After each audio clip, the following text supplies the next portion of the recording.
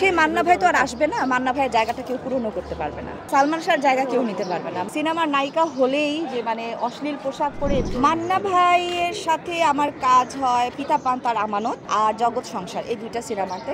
আসলে উনি এমন একটা মানুষ যে আমি ওনার কথা বলে আমি শেষ করতে পারবো না। উনি আমার মাকে একদিন ডেকে বললেন যে আনুদি, আপনার মেয়েকে আপনি এমনভাবে তৈরি করেছেন যে ওকে শুটিংয়ের মধ্যে দেখলাম যে যাই খাবার দেওয়া হয় চুপচাপ সেটাই খেয়ে চুপচাপ থাকে, কখনো বলে না যে এটা খাবো না ওইটা খাবো না, ঠান্ডা পানি আনেন, এই পানি কেন সেই পানি, কোনো আমি বিরক্ত, আমি এগুলো পছন্দ করি না। তো এটা উনি খুব প্রশংসা করেছিলেন এবং আমাকে একটা খুব সুন্দর একটা বড় সারপ্রাইজ উনি দিয়েছিলেন। শুটিং শেষ করে আমরা দীপজল ভাইয়ের যে সাভারে যে শুটিং স্পট ওখানে ছিলাম, ওখানেই শুটিং হচ্ছিল। উনি কেক টেক নিয়ে এসে অনেক রাতের বেলা দেখলাম আমাকে ডাকলো, কি ব্যাপার মান্না ভাই, তখন বললো যে আজকে তোর বার্থডে, নে কেক এবার কাট।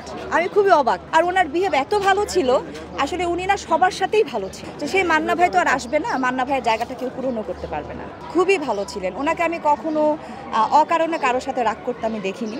আজ কারোর সাথে রাগ করলেও পরবর্তীতে উনি ডেকে মাথায় হাত বুলিয়ে আদর করে দিতেন।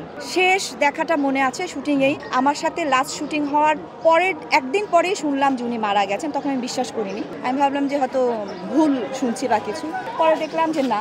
তো আমি যখন আসলাম এফডিসিতেই ওনাকে আমার লাস্ট দেখা, ওনার মৃত চেহারাটাই আমি দেখেছিলাম। কখনো পূরণ হবে না, যার যার জায়গায় সেই থাকতে পারে, কারো জায়গা কেউ কখনো নিতে পারে না। যেমন সালমান শাহর জায়গা কেউ নিতে পারবে না, মান্না ভাইয়ের জায়গা কেউ নিতে পারবে না, আমার মার জায়গা কেউ নিতে পারবে না, শাবানা আন্টির জায়গা কেউ নিতে পারবে না। তো যার যার জায়গায় সেই থাকবে। তো যে এবারের নির্বাচনের উপস্থিতিটা আমার কাছে ভালো লাগছে, কোনো গ্যাঞ্জাম মনে হচ্ছে না, নিরিবিলি চুপচাপ গিয়ে ভোট দিয়ে আসলাম, কোনো সমস্যাই হয়নি।